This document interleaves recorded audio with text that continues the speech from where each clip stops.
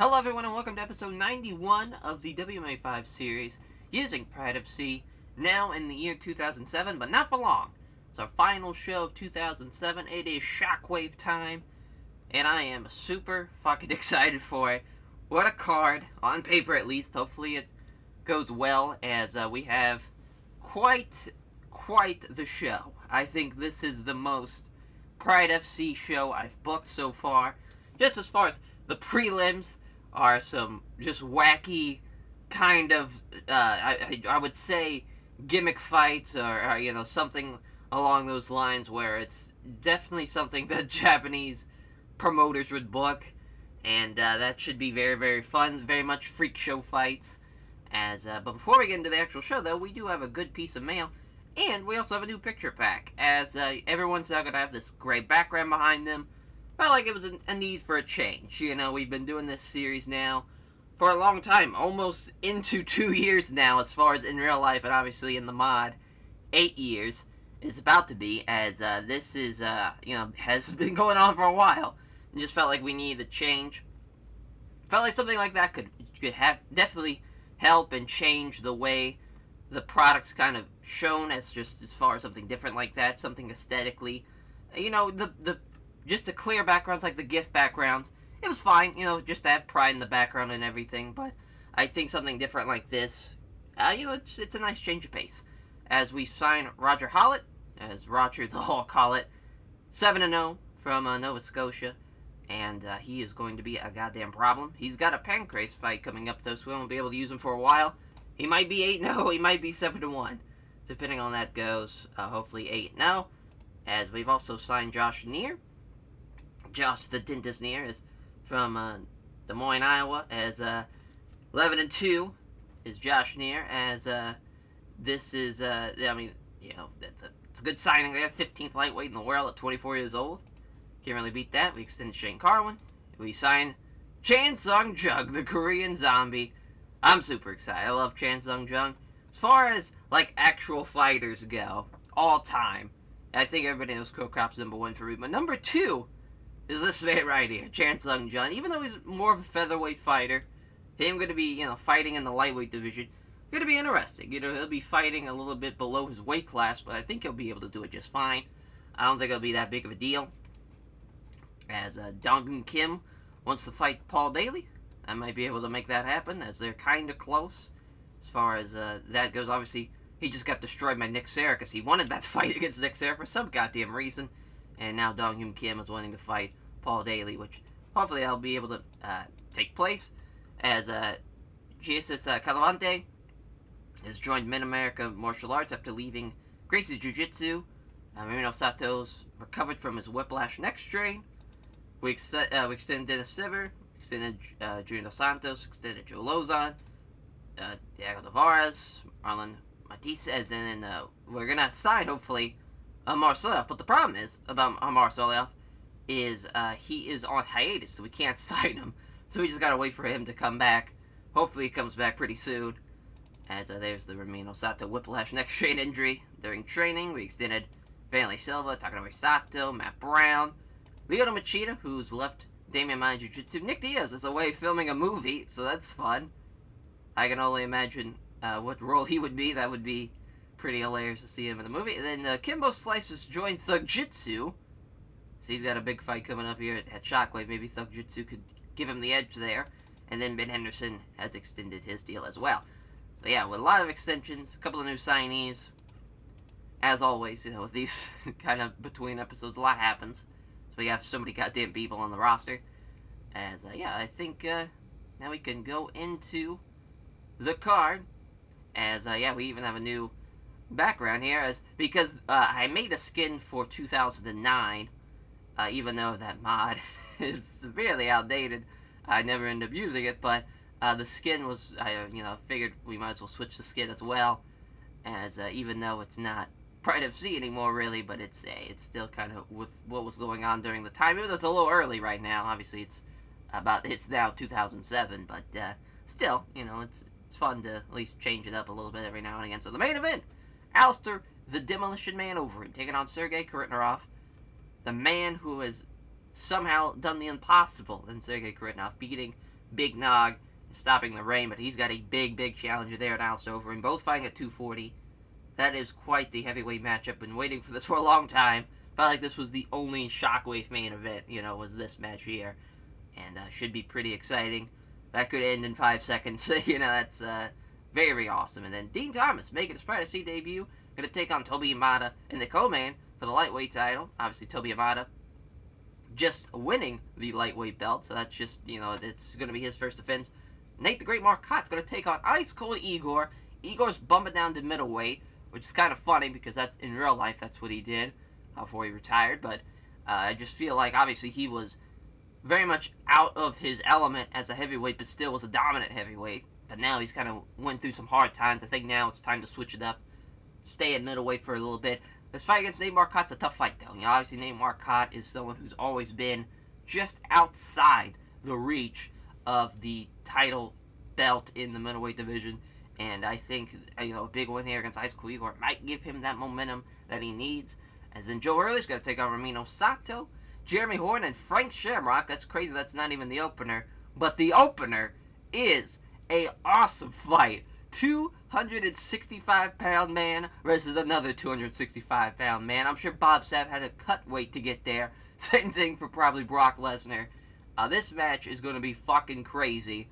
Brock Lesnar, Bob Sapp, opening up the show. I'm there. I'm there at Shockwave.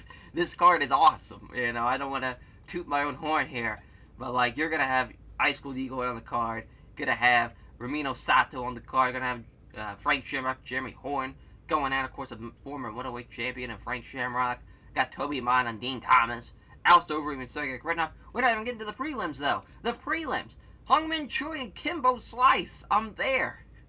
That is incredible. Hangman Choi, the Goliath that is Hangman Choi, is going to take on Kimbo Slice in Kimbo's first fight in Pride FC. And then Butterbean taking on Gary Goodrich. Someone's going to get knocked the fuck out. Awesome. I'm there. I am right there to see this card. Because, this is crazy. You got a lot of freak show fights here in the prelims. Got Brock and Bob Sapp to kick off the show. It's just awesome. Awesome. This is probably my favorite card ever put together. As we have the main event. Sergey looking to make that first defense of the Pride Heavyweight title. They fought once before. They fought at the Final Conflict. As it was that was a hell of a fight. And Sergey won by unanimous decision.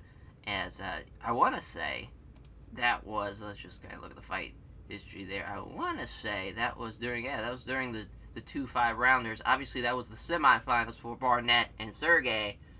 And, he hasn't lost at all in Pride FC. And his last loss came M1 in October of 2002. And Cyril Diabate is a savage, as he is a 6'6" phenom. And he is someone that we should definitely have brought in to Pride FC by now. But I think it's going to be close. I think he's signed to an exclusive deal already, but I definitely want to bring him in. He's been someone I've been eyeing for a long time. As Alistair Overeem, here's a man who came so short to being in the finals, losing to Sergey. He's lost to Josh Burnett before. He's lost to Andrei Arlovsky, and of course, his debut fight in Pride FC, lost to Kazuchika Fujita, which is crazy for old Ironhead. But he's gotten that win back. He's beaten some top names, maybe not the top name though. As far as his biggest name. Probably would either be Ice Cold Igor or Pete Williams as far as wins over, which is not great, especially compared to Sergey, who's beaten the best of the best in the heavyweight division, but it just takes a fighter's chance. And you have two high-level fighters battling it out. This is going to be crazy. Overeem's finished 4 of his last 5 opponents, 2 of the best pound-for-pound fighters in the world. They're in the top 10, as Overeem's ranked 7th. Sergey's 9th, so Overeem is ranked higher than Sergey. That's kind of wild, as Sergey's main eventing a Pride event for the 3rd time. Sergey's won all of his last 5 fights by decision. And Sean, the lone backer for Alistair Overeem, as he's backing the challenger and looking for the upset for Overeem there. That should be quite the high-octane bout, as Dean Thomas taking on Toby Imada. Toby Imada making the 2nd defense. Wow, I already forgot his first one. What was the first one? It was Joe Stevens. That's right. That was a Bushido Osaka 5 show. Jesus. Oh boy, as it's early. Certainly, that's my defense there. But he's avenged those losses over Joe Stevenson and Jens Pulver, and now he's got a chance to avenge the loss of Dean Thomas here, which would be very, very exciting. Dean Thomas, making his Pride of C debut in a big, big way here.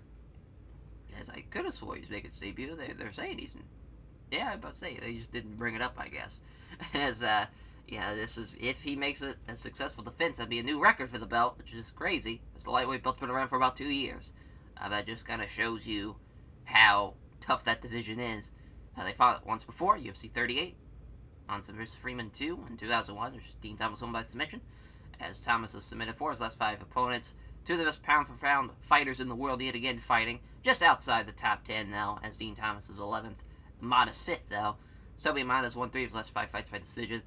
Toby Amada's going to have a significant weight advantage in this fight, but Dean Thomas will have the reach advantage. So this is a tough one to call. Obviously, a reach advantage plays into a factor somewhat, but at the same time, if you keep it close and you keep the pressure on him, Dean Thomas won't be able to use that reach. But the significant weight advantage, usually 9 times out of 10, I would say, is a more advantage than a reach advantage. Just the way fighters, for some reason, in this in the fight engine seem to work, is I don't really see a lot of fighters really utilize that reach advantage.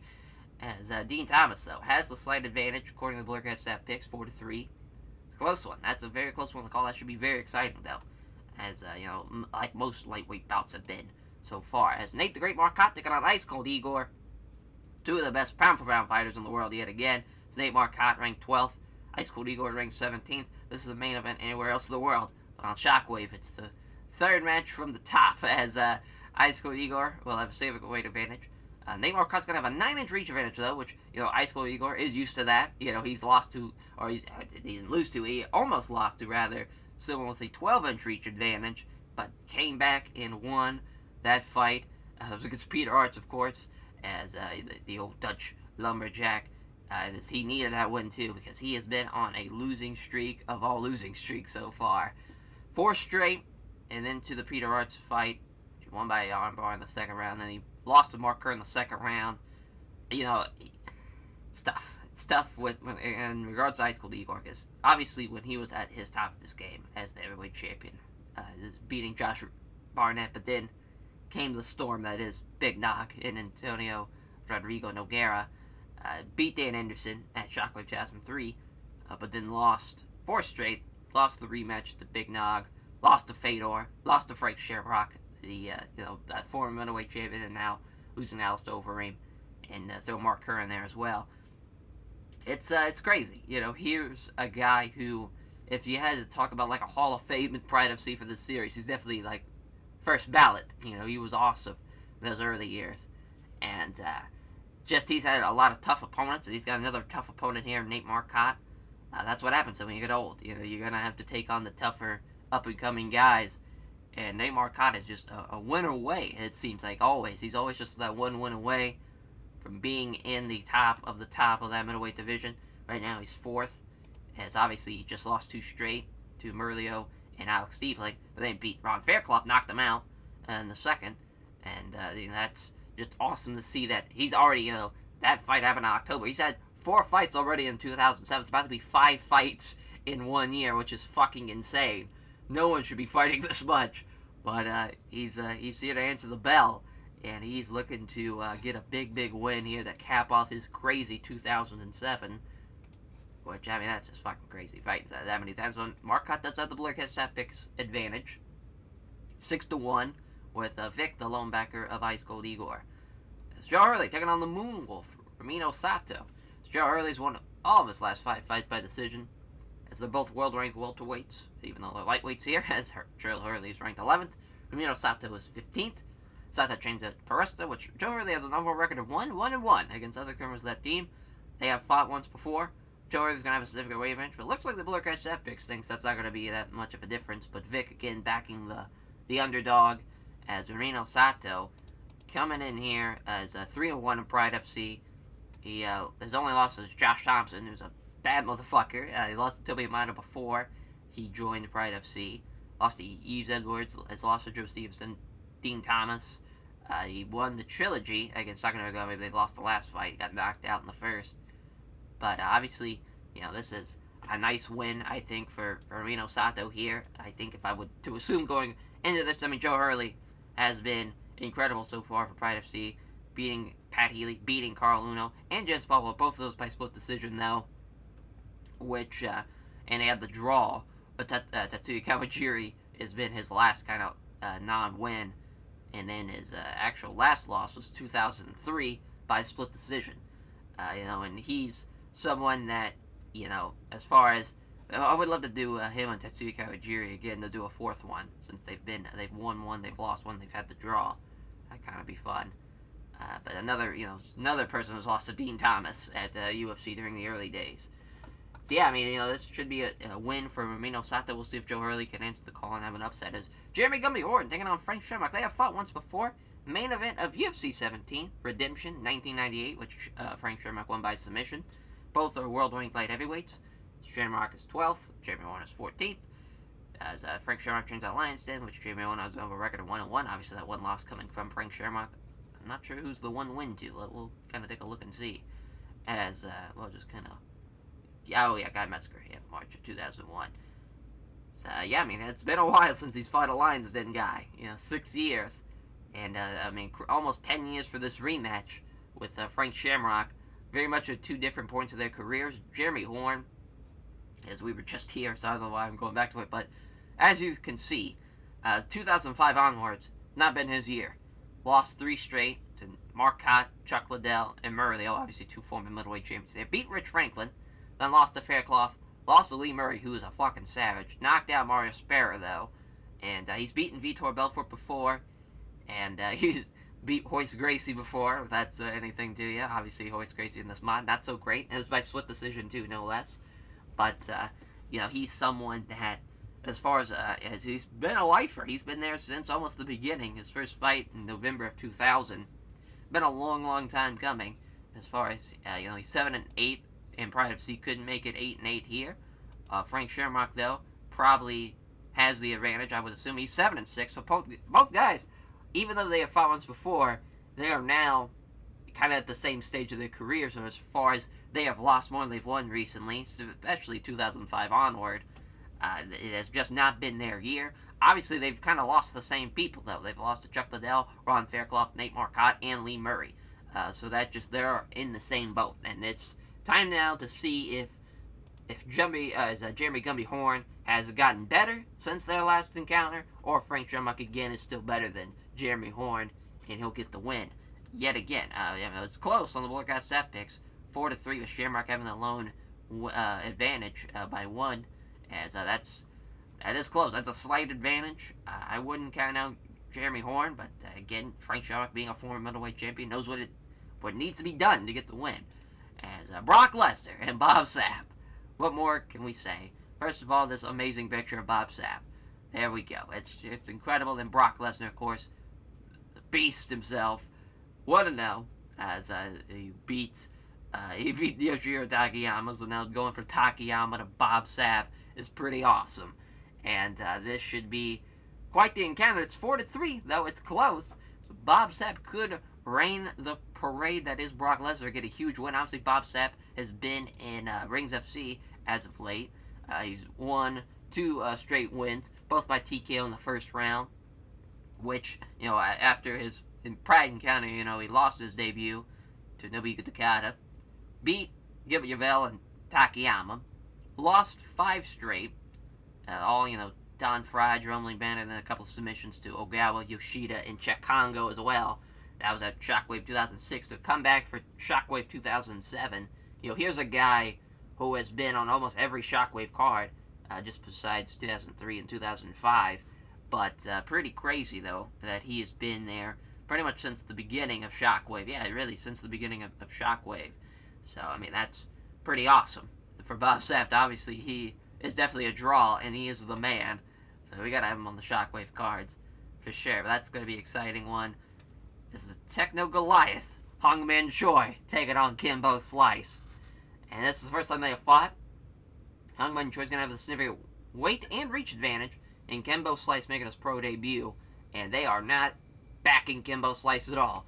But Hangman Choi, obviously, being 7'2", being a Korean kickboxer. Being an absolute savage. Look at that dyed blonde hair. Amazing. He is going to be a problem for Kimbo Slice.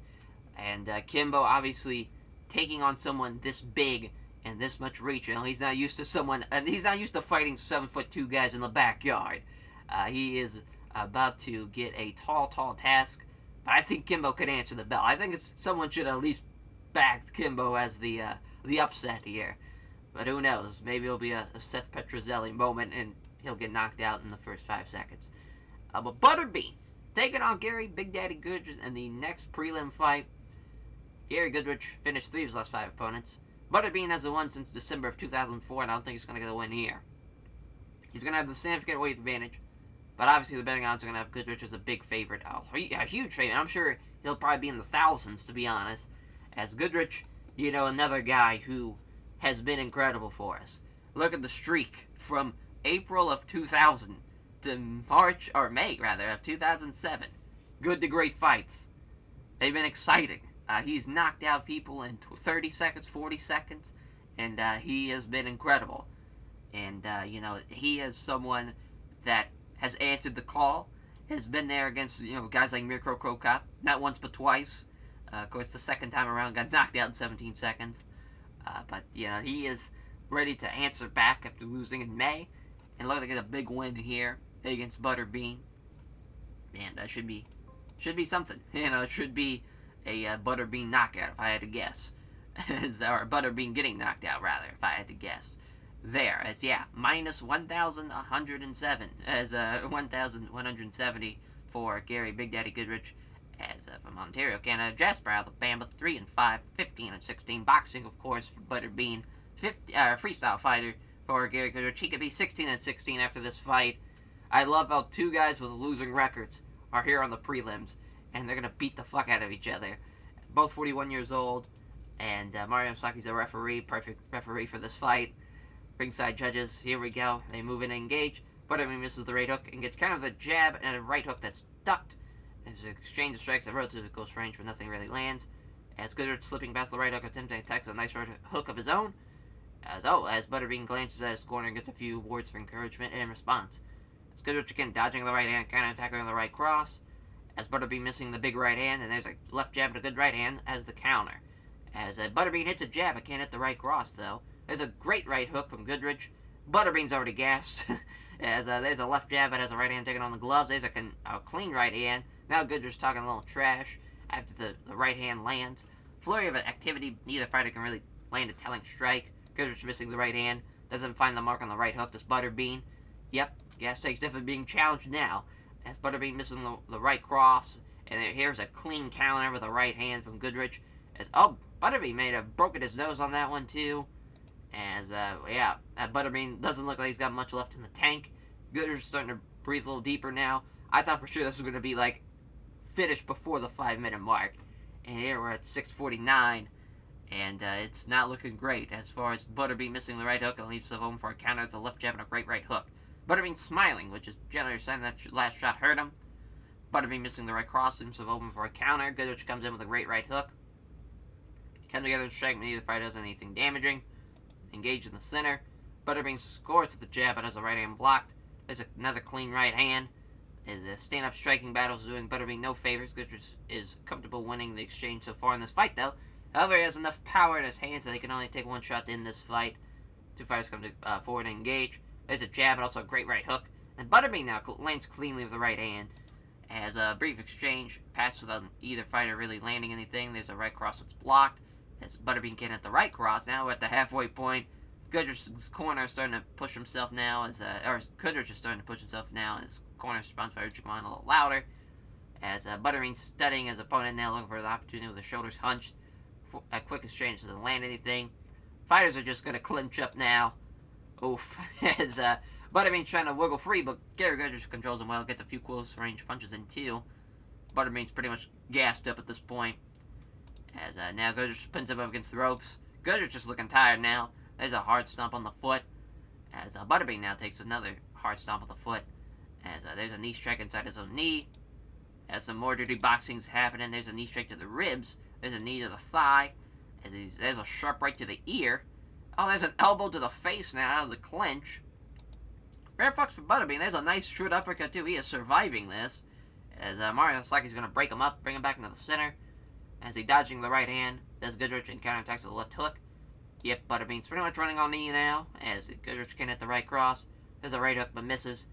As Goodrich is now fighting fighting against exhaustion at this point. They're going toe-to-toe. They can't really land anything. Both fighters meet in the center. As Butterbean missing the big right hand, allowing Goodrich to attack with a great right hook. And now he's wobbling. Oh, he's on wobbly legs. He almost fell over oh, there's another big-time shot. The big right hand. Butterbean goes down. As it's almost time for victory here for Gary Goodrich. And there is several big shots that rock Butterbean. Several big shots. He's going to get saved by the bell, though. As, Butterbean gives up his back now. Oh, but he gets saved by the bell. As Goodrich at least knocked him down, finally. Almost finished the fight. They got saved by the bell to Butterbean. And Butterbean, I think, for the first time, gets into the second round. Yeah, it's the first time ever going into the second for Butterbean in an MMA contest. As round 2 begins, let's see what happens. They engage. Goodrich counters with the right hand with a left hand, or left jab rather, the right cross that just misses. Butterbean landing a left hook, and there's a clean, powerful straight right hand that knocks him out. Butterbean is down and out in the second round from a knockout.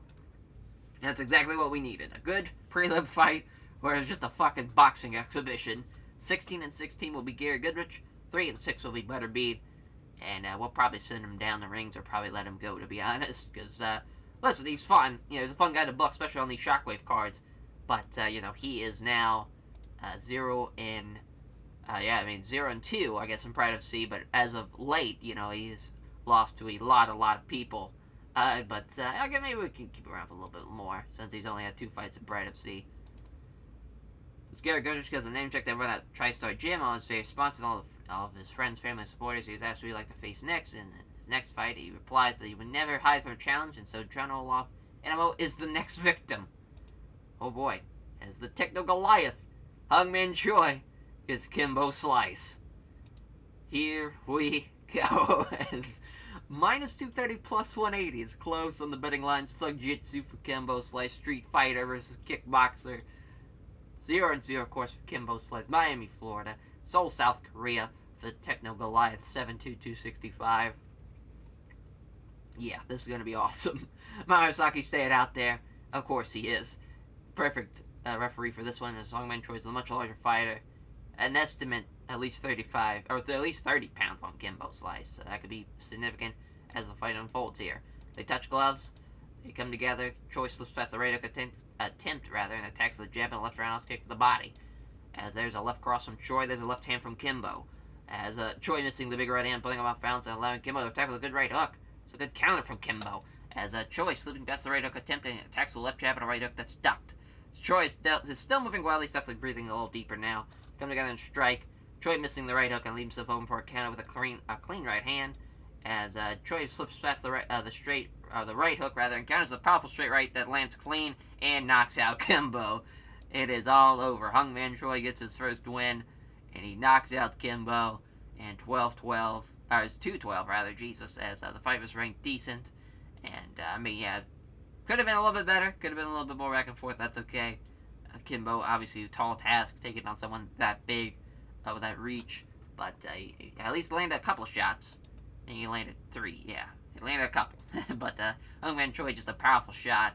Powerful straight right, knocked him out. As Hangman Choi name checks all of his sponsors and thanks all of his fans for trying to support him. Yes, what a fight this is. Brock Lesnar versus Bob the Beast Sapp. This is, a main event anywhere else in the world. That's what this is. I love this so much. Alright, a main card. Minus 110 for Brock Lesnar. Plus 100 for Bob Sapp. Brawler versus Wrestler. Colorado Springs, Colorado. 4-6 is Bob Sapp. 1-0, Brock Lesnar, Minneapolis, Minnesota. 6'5", 265. 6'3", 265. Let's get right. You just remind of the referee. Ringside judges, and here we go. They touch gloves to kick off the fight. Sapp throws a quick punch in it, though. Lesnar seizing that chance to grab him into a clinch. Oh my God, he's looking for a takedown. Oh, but Sapp blocks it, takes control of the grapple. As now he's looking to reap the leg here. Sweep him. That's not happening either. Lesnar again takes control of it. He's got an underhook, so looking to take Sapp to the ground. Not happening. Looks like it's a bit of a wrestle fest to start it up. Oh my god, Bob Sapp's gonna slam him. Holy shit! There's only one man in the world that could pick up Brock Lesnar and slam him, and it's Bob fucking Sapp. And now he's in half guard. Oh, there's some heavy shots. Bob Sapp's gonna ground and pound him. There's several clean shots of landing. All of them, Bob Sapp's getting blown up though. As old Lesnar trips him off balance, and then there's a scramble.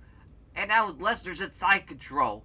He's punching down on Sapp. They're easily taking on the gloves as he's trying to move the guard. Lesnar doesn't allow it though.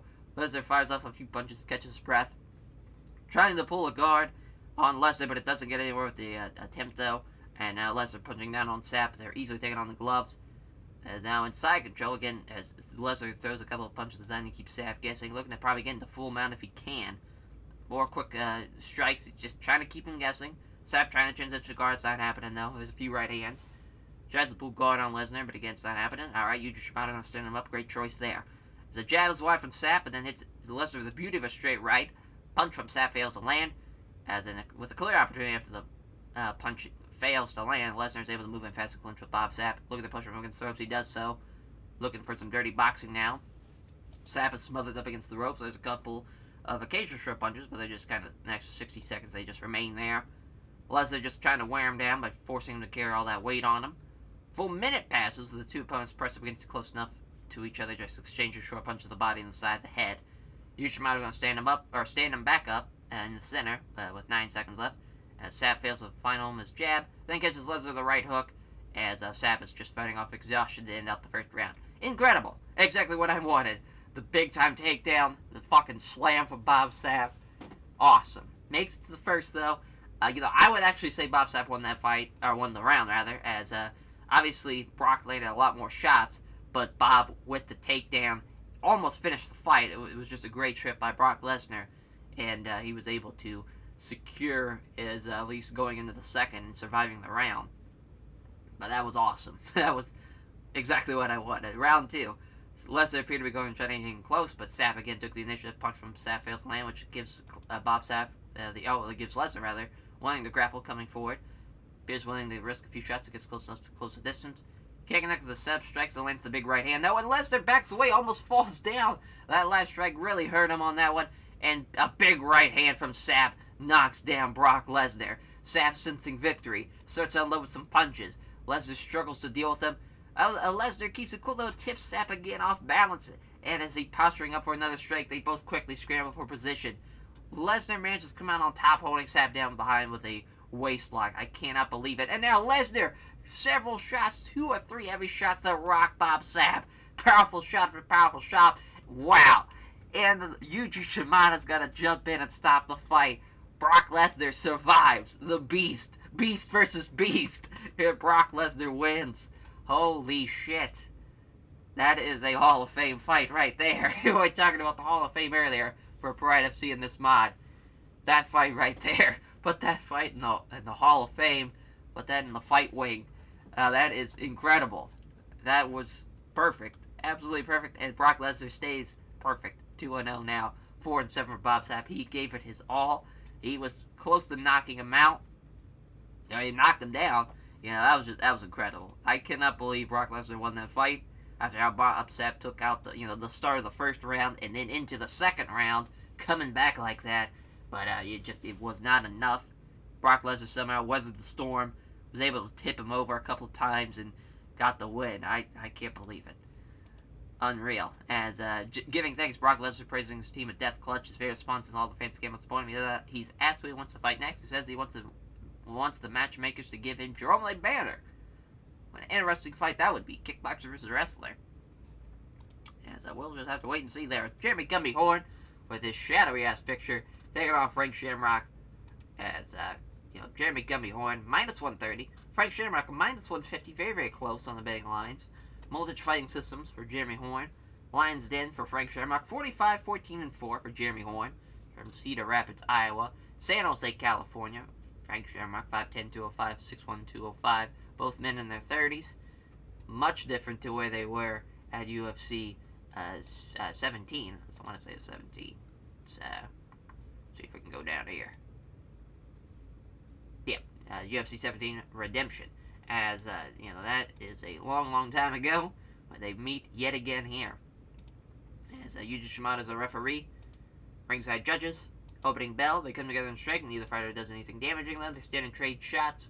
All the shots are either off target or safely dealt with. Horn moves in closer, looking to open up an attack.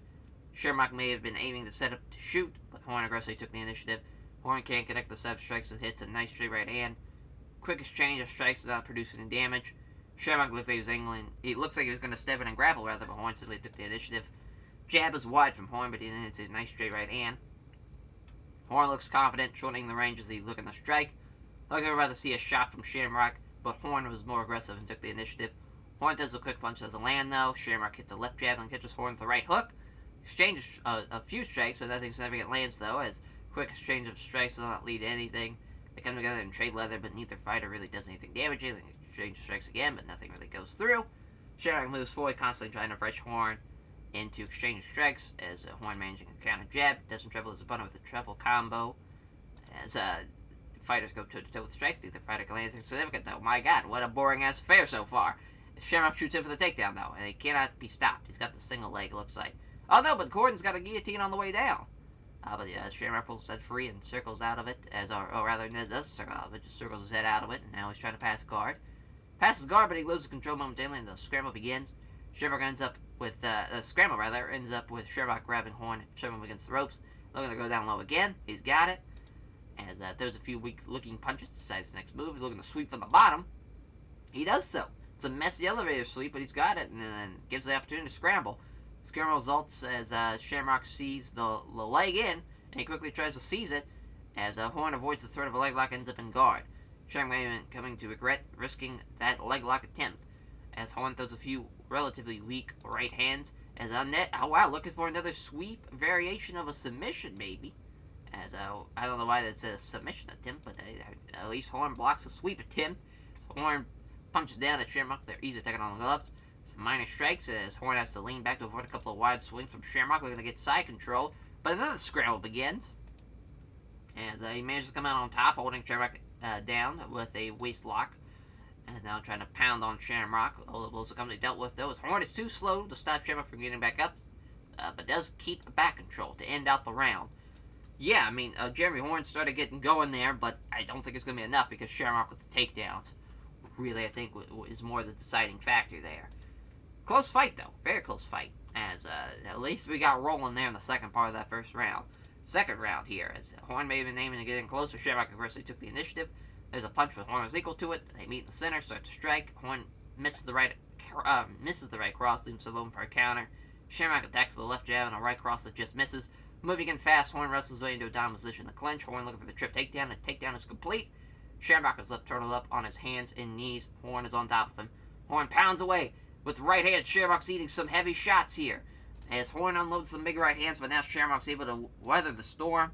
Some more right shots, some more right hands, right? There's a few big shots there. Some more right hands. I cannot believe it. Horn's just too slow to stop Shamrock from getting back up, but he's got him. Oh, wow, looking like Horn's looking to pick him up and take him down to the ground. As Shamrock, though, showing stubborn resilience and cannot get the takedown. Oh, wow, look at Shamrock. Blocks in the Kimura and uses that to throw Horn to the ground and get side control. Wow, what a great job by Frank Shamrock to take the control there, as there's a knee strike to the ribs. Another knee strike to the ribs. As, wait a minute, hold on here. Who had the Kimura? That's weird. As, I guess, huh. I don't know how Horn's now on top with knee strikes to the ribs, but here we are, as Horn throws a few strikes, clearly slowing things out as it gets breath. As Shamrock trying to sweep, but he's only managed to move Horn from side control to north-south. Oh, there's a short knee strike to the side of the head, as Horn blocks Shamrock as he tries to scramble to end up the second round. Yeah, I mean, that was all Jeremy Horn that time. I don't know how that Kimura, how he got the takedown out of that, became Jeremy Horn on top, but it is what it is. Because obviously when you lock in a Kimura, obviously the guy on top's got it, so that's just weird. That definitely confused me there. As Shamrock now looks to shoot in on Horn. He's got the takedown. Oh, but he's left his neck exposed again, and Horn grabs a guillotine on the way down, but again Shamrock escapes it. As it isn't able to pass guard. Looking for a double underhooks to get some type of control, but he can't do that. It's Jeremy Horn. Looking to get side control, he passes between the half guard, looking to pass half guard, and it's a scramble now. So Horn trying to get back up as Shamrock leaves a leg in as the scramble, and then Horn immediately tries to grab that. As Horn ends up having to pull guard, unable to secure the leg, losing on the scramble. That's a big error. That definitely gave Frank Shamrock back in advantage here of the fight here. As it throws a few strikes, clears slowing things on so he can catch his breath. Horn tries to move from half guard to full guard, but Shamrock doesn't allow it. Shamrock starting to work to get out of half guard and get into a better position. Shamrock almost gets side control, but Horn is ready and scrambled for position ensures. As they end up in half guard, 60 seconds in half guard now, throws a couple of strikes to keep Shamrock guessing. There's a quick elbow, doesn't connect though. Trying to sweep from the bottom, doesn't much Horn. Horn trying to pound on Shamrock, all the blows are completely dealt with though, and that's the end of the fight. Tough one, that's a very, very tough fight to call. Because either, I think Shamrock won the first, and I think he edged out the third as well because of the takedown. That's tough. That is tough, because I think Jeremy Horn won the second round. But we'll see. See what the judges think. They gave it to Horn. All right. All three of them. I think as far as we'll look at the entire fight to just kind of see how it is. Looking at the entire fight, I'm not mad that Jeremy Horn got the win there. Obviously, he landed a lot of shots in that second round. And even the first round, too. But you could say Shamrock probably won the third. And really, even though Shamrock had 2 for 2 on takedowns, Jeremy Horn just did enough damage, I guess. But that's tough. That's a tough one. That's a tough one to call. Could have went to either guy, but Jeremy Horn getting the win, and that's a great fight, too. And avenging his loss from almost 10 years ago. As a 46-14-4, 29-16-2 for Frank Shamrock. As Jeremy Horn gives a name check to everyone at Meltouch Fighting Systems, all of his trade sponsors, and all of his friends' favorite sport is showing respect. Jeremy Horn praising Shamrock for his skill and toughness. So our next fight, Joe Harley taking on the Moonwolf, Romeo Soto, 23-9-1, 18-4-1. Joe Harley 3-0 so far in Pride FC. Coming in as the underdog, minus 110 to Romeo Soto, plus 100 for Joe Harley, Walnut Creek, California, Tokyo, Japan. As Romeo Soto, of course, going to be fighting from a home crowd tonight. As the submission wrestling, shoot fighting. This is Joe Harley, the Pit, Peresta. John McCarthy's the referee, ringside judges. As although they weighed in the same, it's noticeable that Joe Harley looks a lot heavier now than his opponent. As obviously, unsurprisingly, gets a loud ovation there from the crowd as he makes his entrance as Romeo Soto. Joe Harley just off the fight, those are quick punches to land now. Sato warily, circling, looking for an opening. He needs to initiate some grappling as he fails to find him fails to find him his jab, then lands a low kick to the legs. Throws two punches, two-punch combo, but Sato avoids both of them. Comes in and grabs Harley into a clinch, looking to wrestle him down to the ground. Can't get it though, as Sato is still has control though, so looking for another trip takedown. He's got it. He's got the side control off the superb outside leg trip too. Looking for a knee bar as Harley defends that well though, doesn't give up the leg. As blocks with pull guard. Sato's just going to stay in control, looking for another knee bar. Doesn't allow that to happen. As there's a few right hands, takes him on the plan ahead, trying to pull guard. Looking for an arm bar now. Look at Romeo Sato throwing a lot at him. Joe Harley's just trying to survive. As the lengthy stalemate here results in the referee standing them both back up. Joe Harley hit at the Sapp left jab, but he hits a right cross though. Halfway point in the round. There's a quick 1-2. Doesn't land either blow though for Joe Harley. As now Sato taking that opportunity to grab Harley into a clinch, looking for another takedown. Doesn't happen though. Harley blocks it. Looking for it again. He's got the takedown this time though, as Harley pulls half guard. Sato tries to pound on Harley, but all the blows are coming dealt with, and now Sato blocks Harley, so tries to get enough separation to scramble.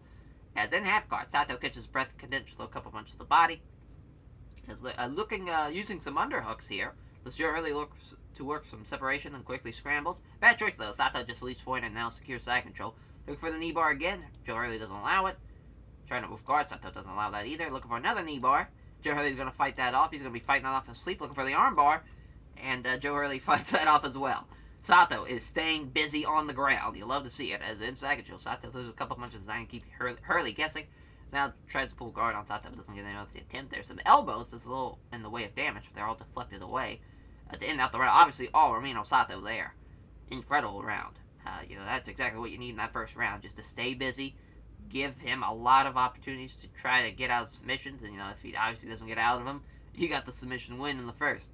But kept busy. Hopefully it doesn't pay into a factor in the second and third round while he's gassed as well, though. You got to think about that, too. You got to be... Don't want to throw everything at him in that first round, but hopefully Romeo Sato can have another great second round here. As Harley throws a 1-2 combo, but Sato avoids both of them. Sato then moving and fast clinching with him, looking for the trip. He's got it. Excellent outside leg trip. Sees Harley gets him to the mat, and Sato has no problem getting side control. There's a few punches. They aren't throwing any great force, though. blocks attempt to pull guard. Looking for an arm triangle now, something different, as he tries to defend himself. And he does so, as Joe Harley, as he tries to transition to guard became manager, looking for the arm bar. I'm sure by the end of this round he'll have like 10 submission attempts. He's already had 8, as throws a few strikes, clears some things down so he can get his breath. As throws a few weak looking punches. Hurley trying to transition to guard, that's not happening. The referee stands back up with a minute left. Hurley starting to slow down a touch. As there's a quick 1-2, doesn't land either blow. Soto wants to grapple again, clearly aware of his opponent's strike. That was a jab, is wide from Hurley, then lands a low kick to the legs. Sato looked like he was angling to grapple, couldn't take the initiative. There's another 1-2, but Sato was equal to it. And to end out the second round, obviously all Romeo Sato. This third round, Joe Hurley's going to have to go for broke if he wants to win this one. Yeah, some boos here. That's definitely what we didn't need. As far as this card goes, this was the one fight I was a little nervous about. And it's paying dividends here. As the last round, Hurley moves in, looking to throw, as he can't connect, or as he lands a left hand rather, but he can't connect to the head kick. Jab is wide from Hurley, but the big right hand of the body fails to land. There's a jab that hits Sato with a straight right. Sato shoots in for the takedown and gets a hold of a leg, but Hurley remains standing, hopping on the foot. He's looking to push him against the ropes. He's looking to try and take him down, and it's successful. He pulls guard, looking for the leg lock, but Hurley stops Sato from applying it, keeping the tight guard. As looking to isolate his leg yet again. There is 10 submission attempts for Romeo Sato. 0 for 10, though. As now looking to pass guard, gets sagged, and Joe can't quite manage it. Gets past guard, though, as again, the referee's going to stand him up with 10 seconds, though, so what's the point? Because that's the end of the round, and you're winning by unanimous decision will be Romeo Sato. And, yep, ready to pour. Great. But Romeo Sato gets the win. Joe Hurley gets his first loss in Pride FC. 18-5-1. 24-9-1 for Romeo Sato. As Romeo Sato goes out there and check to everyone at Presta, all of his various sponsors, all of his friends, family, and supporters showing respect to Romeo Sato, praising Joe Hurley for his skill and toughness. And now for our next fight, it is Nate the Great Marcotti taking on Ice Cold Igor.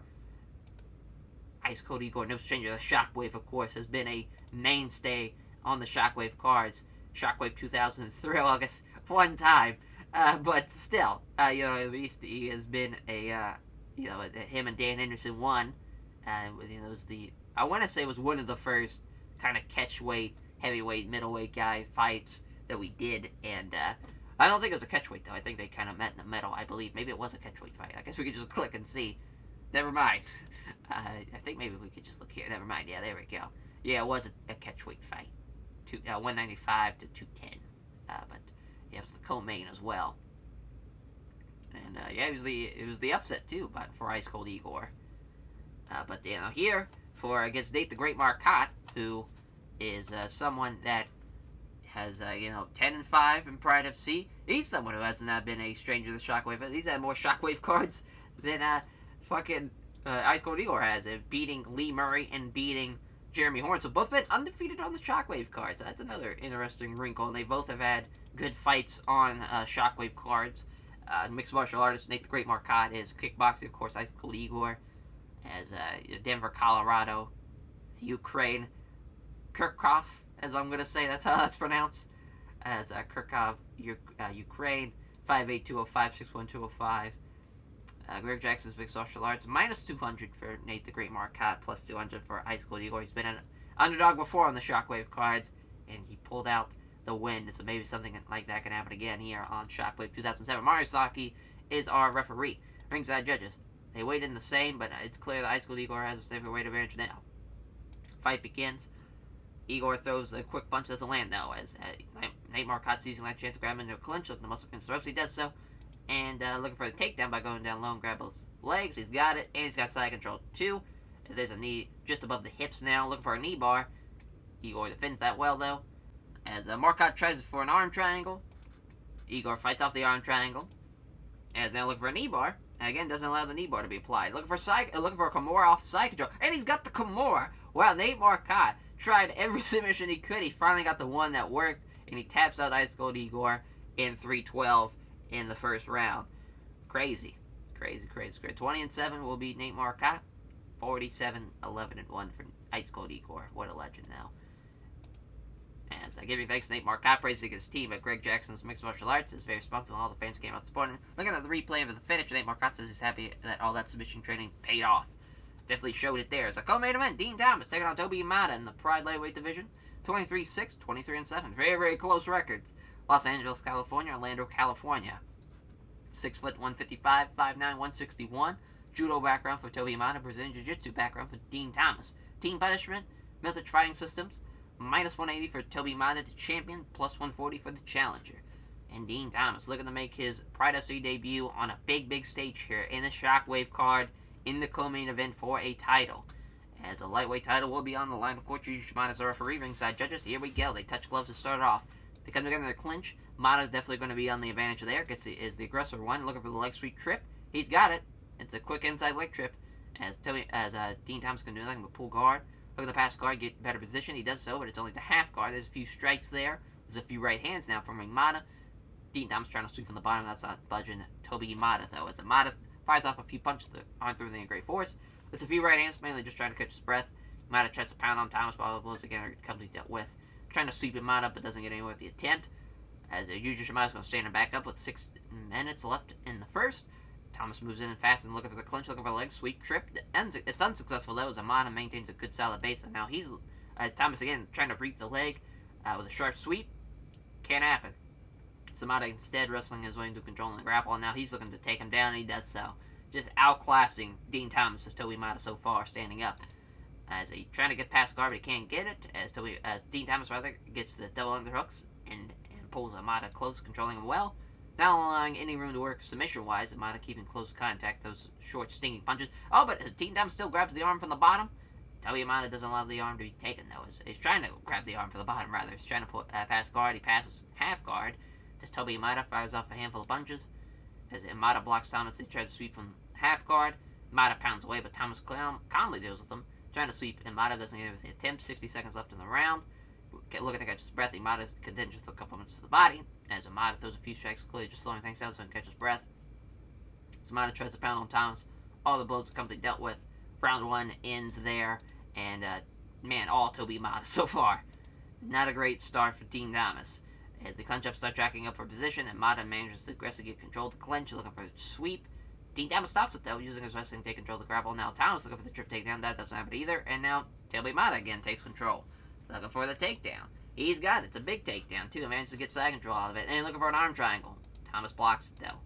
As Imada looking for the Kimura, and that gets stopped. As blocks attempt to pull guard, fires off a few punches. There's not there with any great force. Just tries to pull guard on Imada, doesn't get the attempt. That looking for a knee bar. Stops that from happening. As Imada blocks Thomas and tries to transition the guard. Referee's going to stand up with a minute left. Two fighters clinch. As Thomas wrestles into a dominant position in the clinch, looking for the takedown. Again, Imada's not having any of that. Now Imada's got control, looking for the takedown, and he's got it. Thomas left on his hands and knees, turtled up on, as Imada's turtled up on top of him, rather. As that is the end of another round for Toby Imada having complete domination. What a dominating performance for Toby Imada here. Last round, and it's not been an exciting one so far. Hopefully things pick up here. They get up close, they start wrestling. Thomas manages to aggressively get good position. As Thomas looking for the trip takedown, not happening. Looking for, and now again, Imada's going to get this takedown. Yep. It's looking to pass the guard. Thomas is ready for it though, and he keeps Imada firmly in guard. So Imada doesn't allow Thomas to lock him up with double underhooks. Looking to pass guard. After a struggle, he gets to half guard. As Imada fires off some rights, Thomas doesn't trip out the strikes. He tries to move from half guard to full guard. Halfway point in the round, Imada fires off a few punches to catch his breath. Blocks a tip from half guard to full guard yet again. Pounds away with rights, fails to land anything significant. So tries to sweep from the bottom of half guard, but doesn't budge Imada as Imada punches down at Thomas, but they are easily taken on the gloves. Under a minute left in half guard, Imada keeps him guessing there as he throws a few weak looking punches, decides his next move. Not like it matters, they're going to stand him up for 4 seconds because this one's over. Toby Imada is going to win by unanimous decision, and it's probably going to be rated decent or poor. That is his second defense of the lightweight title, breaking the record. Yep, it was rated poor. Not great co-main either, as the lightweights did not show out on this Shockwave card, as giving thanks to Toby Imada, praising his team and Military Fighting Systems, very responsive, and the fans came out to support him. Toby Imada has a Pride lightweight title, has the Pride lightweight belt around his waist and celebrates having successfully defended his title. Main event time, and it is Alistair the Demolition Man Overeem taking on Sergey Koritnov. What a story between these two men, just as far as body-wise. Overeem here, jacked as shit. And Sergey Koritnov got a bit of a pot belly here going on. And you don't see a six-pack, you don't see the veins in the arms. But he is a man who is ready to go to war. Is Sergey Koritnov here. And it's in the main event, too. 13-5, 18-1. Sambo, boxing, Muay Thai for Alistair Overeem. No team for Overeem. Red Devil Sport for Sergey Kuritnerov. -110 for Sergey. +100 for Alistair Overeem. 6'5", 240, 6'4", 240. Both 27 years old. As from the Netherlands is Alistair Overeem. I'm from Russia. Sergey Kuritnerov. As this should be very, very exciting. Pride Heavyweight title, of course, on the line. Yuji Shimano is a referee. Ringside judges fight begins. Touch of gloves. Overeem steps forward and strike exchange begins. Sergey misses the left hand. There's a 1-2 from Overeem, but Sergey was equal to it. As steps in low to unleashes Overeem. Again, it's the Sapp left jab. There's a body kick, though. As Sergey looking like he was going to shoot, but Overeem simply took the initiative first. It fails on an attempt to the hook to the body. And that is going to set up well for Sergey. It shoots in with some great speed, and it's a single leg. As he's punching down on Overeem, but easily taking on the gloves. Pounds away with right hands, doesn't do much damage. That was, oh, well, look at Overeem. Look at the secure an arm there. It doesn't happen. No, that would have been crazy. Definitely wouldn't have saw that coming. This fight ending with a submission from Overeem. Armbar from the bottom as Sergey does a few strikes, slowing things down. Overeem pulls Sergey in close, and there's a couple of strip punches to the side of the head, and now the referee's going to stand him up with about 6:30 left. Overeem comes forward, and two fighters start trading blows. Sergey with two counter left jabs. There's a left jab from Overeem. Then there's a right hand to the body. As Sergey slipping past the right hook, and there's a vicious right cross, and he knocks him out the right cross. Sergey with a tremendous counter, making his first defense with the right cross. And here, Overeem was having a great round, too. Doing his thing, just gets caught with a counter, and gets destroyed. And he gets knocked out with one punch. A hell of a shot from Sergey. As giving thanks, Sergey Kuritnerov praises his team at Red Devil Sport. He's very responsive, and all the fans came out to support him. Sergey Kuritnerov has the Pride Heavyweight belt around his waist and celebrates having defended the title successfully there. So yeah, what a card. What a card. That was fun. In my heart, the best fight was Brock Lesnar, Bob Sapp. Gary was fun too with Butterbean. Also, there's been, really, I think this should have been rated better than decent, but I get it at the same time. Nate Marcotti, nice quote, Igor. Just Nate Marcotti being a savage out there. And Jeremy and Frank Shamrock was pretty fun, too. It started off pretty slow, but it came around. And so just some great stuff. Pop increased everywhere. That's awesome. You love seeing that. As performance bonuses. I have one for Sergey. I have one for Toby Mata. We're going to give these around to a lot of people here. We're going to give one to Brock Lesnar and Bob Sapp. Yeah. Let's see if we lost money. Wow, we still didn't even lose money. I gave out a lot of performances, bonuses, and it just didn't matter. That's awesome. Yeah, we made $6 million at the gate. That's cool. We made $7 million as a whole. I mean, that's awesome. That's probably because Butterbean and Joe Harley are making $10 grand. Same thing with Kimbo. Dean Thomas almost made $600,000. I mean, he made almost $1 million. They lost. He didn't even get a bonus. Yeah, Sergey's bonus helped him out. Brock's bonus. Bob's bonus. Awesome. Awesome to see guys getting paid well. That's a Shockwave payday, is what that is. Per Overeem, they're only making $76,000. Same thing with Romeo Soto. Yeah, I mean, there's a lot of people making six figures this card. That's awesome. Good stuff there. We'll just gotta skip the UFC card. Because who cares about that? There's some pictures that need to be done, and that's just kind of, there's a couple of, no names here, no faces here, rather. As no names. A couple of people, just no pictures. Actually, more than a couple, like probably thousands of people. Because it's weird. When I switched over to JPEGs, I figured if I could just switch it to where the names of, instead of, doing it in the editor, to switch from GIF to JPEG, it would be a seamless transition. It was not a seamless transition. I had to manually add every single one, which was tough. But hey, that's what happens sometimes. So you got to change the pictures. 2007 is in the books. Thank you all for watching. This was quite the episode. I loved every bit of it. Just those Shockwave cards to try to make them exciting, and I think I did with the Bob Sapp Brock Lesnar fight. Thank you all for watching, and we'll catch you guys next time for 2008, and we'll be at Pride 39, the Rumble from Down Under, our first Australian show. It should be fun. We'll catch you guys there. Take care, everyone.